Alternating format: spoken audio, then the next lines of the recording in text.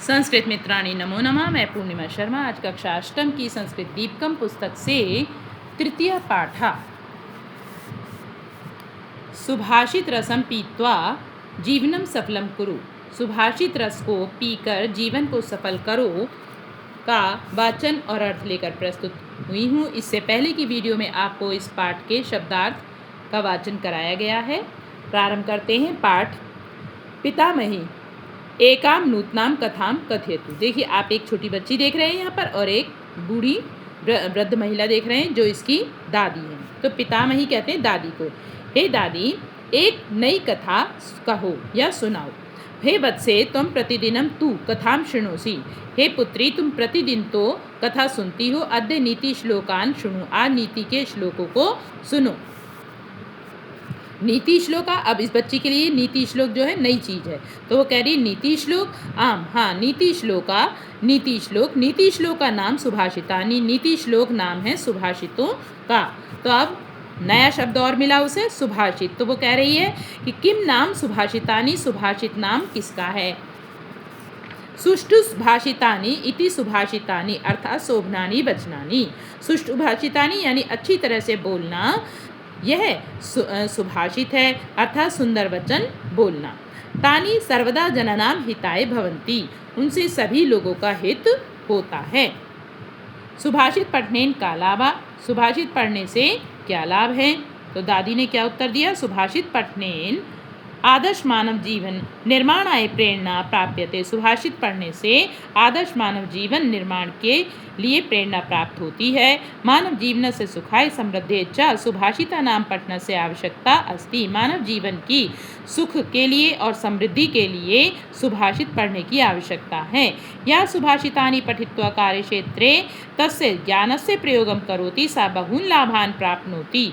जो सुभाषितों को पढ़कर कार्यक्षेत्र में उनके उस ज्ञान का प्रयोग करता है वह बहुत लाभ प्राप्त करता है। अहो सुंदरम, बहुत सुंदर। यदि एवं तरही, यदि ऐसा है तरही तो अहम नूनम सुभाषितानि पठिष्यामि, तो मैं निश्चय ही सुभाषित पढ़ूंगी। सुभाषितानि स्वकर्तव्यस्य अकर्तव्यस्य च विषये स्पष्टतया मार्गदर्शनम कुर्वन्ति। सुभाषित हमें क्या करना चाहिए और क्या नहीं करना चाहिए इस विषय में स्पष्ट मार्गदर्शन करते हैं। अतः सर्वे अवश्यम सुभाषितानि पठन्तु, इसलिए सभी को अवश्य ही सुभाषित पढ़ने चाहिए। तानि पठित्वा सर्वे जीवनस्य रहस्यम अवगच्छन्तु, उनको पढ़कर सभी जीवन के रहस्य को समझें। अवगच्छन्तु मतलब समझें। जीवनम सुखमयम च कुर्वन्तु, और अपने जीवन को सुखमय बनाएं। अब कौन कौन से सुभाषित हैं यहाँ पर हम पढ़ते हैं।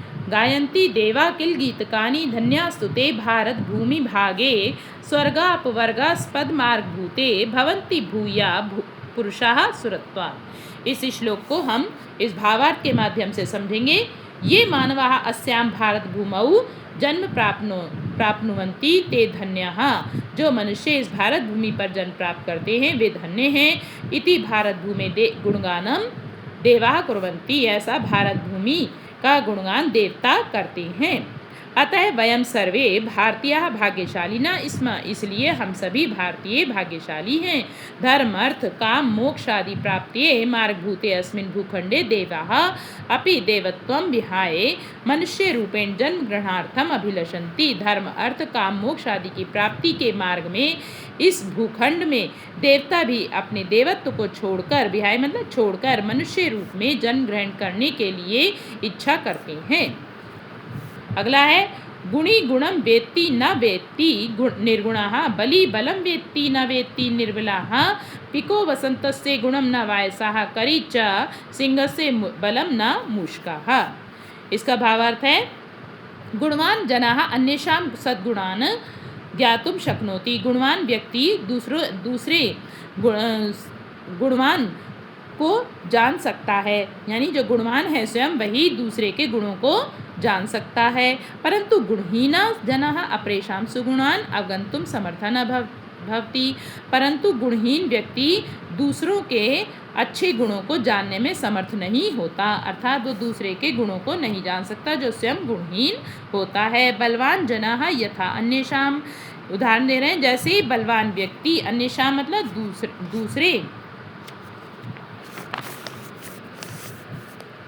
बलम ज्ञातुम शक्नोति, दूसरों के बल को जान सकता है। जो बलवान व्यक्ति होता है वही दूसरे के बल को जान सकता है। तथा बल रहित जना अन्येषां बलम ज्ञातुम न शक्नोति, और वैसे ही जो बल रहित व्यक्ति है वह दूसरों के बल को नहीं जान सकता है। बसंत काले, इसके लिए उदाहरण दे रहे हैं, बसंत काले आगते पिकाः बसंतस्य गुणानुरूपम कुहूतानं करोति, बसंत ऋतु आने पर, आगते मतलब आने पर, पिका मतलब कोयल बसंत के गुणों के अनुरूप कूकने लगती है। परंतु काका मधुरम गातुम न शक्नोति, परंतु बसंत ऋतु आने पर भी जो कौवा है वो मधुर गाने में समर्थ नहीं होता, अर्थात वो अपने काव काव की ध्वनि ही करता है। गजा पशुराज सिंह से बलम जानती, हाथी पशुराज कौन है, सिंह शेर के बल को जानता है, किंतु मूषकाः तस्य बलम ज्ञातुम न पारयति, किंतु चूहा उसके बल को जानने में समर्थ नहीं है। अतः योग्यः एव महत्वं ज्ञातुम समर्थो भवति, इसलिए जो योग्य व्यक्ति है वही योग्यता के महत्व को जान सकता है, अयोग्य व्यक्ति नहीं। अगला श्लोक है, भवन्ति नम्रा स्तर्वाः फलोद्गमै नवाम्बुभिः दूरावलम्बिनो घनाः अनुद्धता सत्पुरुषा समृद्धिभिः स्वभाव एवेश परोपकारिणाम्।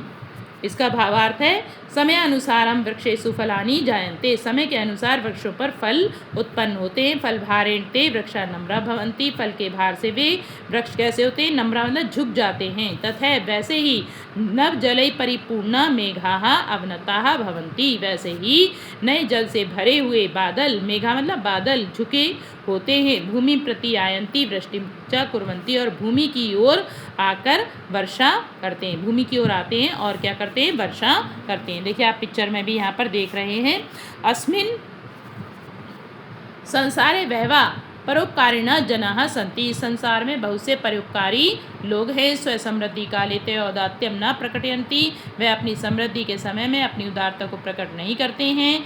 ते सहृदय विनम्र च सन्तः सदैव परोपकाराय यत्नशीला भवन्ति, वे सब सहृदय और विनम्र होते हुए सदैव हमेशा ही दूसरों का परोपकार करने में प्रयत्नशील रहते हैं, परोपकार के लिए प्रयत्नशील रहते हैं, अर्थात परोपकार करने के लिए लगे रहते हैं। ते परोपकारम व्रत रूपेण धारयन्ति, वे परोपकार को व्रत के रूप में यानी संकल्प के रूप में धारण करते हैं। उक्तम च व्यास महर्षिना, महर्षि व्यास ने कहा है, परोपकारः पुण्याय पापाय परपीडनम, परोपकार पुण्य के लिए और दूसरों को कष्ट देना, परपीडनम मतलब दूसरों को कष्ट देना पाप के लिए होता है।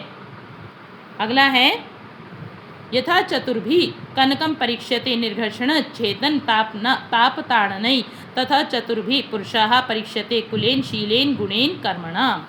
भावार्थ है, स्वर्णकारा सुवर्ण से शुद्धता आकलितुम, सुनार सोने की शुद्धता को जानने के लिए क्या करता है, आदौ सबसे पहले निकष प्रस्तरे पत्थर पर निर्घर्षण मतलब उसको घिसकर देखता है।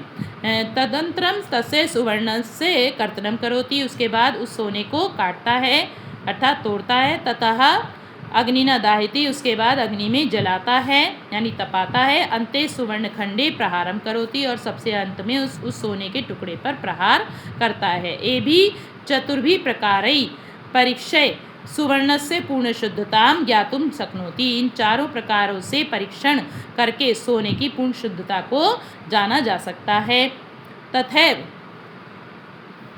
तथैव पुरुषः अपि चतुर्भि उपाय परीक्षणया, वैसे ही पुरुष की भी यानी मनुष्य की भी चार उपायों से परीक्षा करनी चाहिए। कौन से चार उपाय हैं, यथा जैसे कस्मिन् परिवारे अयं जनः जन्म अलभत, किस परिवार में इस व्यक्ति ने जन्म प्राप्त किया है। तस्य स्वभावः कीदृशः अस्ति, उसका स्वभाव कैसा है।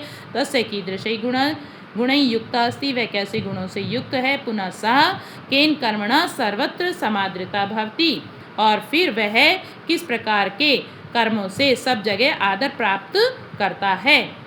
ऐसा एषु निकषेषु परीक्षे एव तस्य व्यक्तित्वं ज्ञातुं शक्यते। इन परीक्षणों से ही उसके व्यक्तित्व को जाना जा सकता है। आज के लिए इतना ही। इस पाठ के शेष अर्थ को हम अगली वीडियो में लेकर आएंगे। धन्यवाद।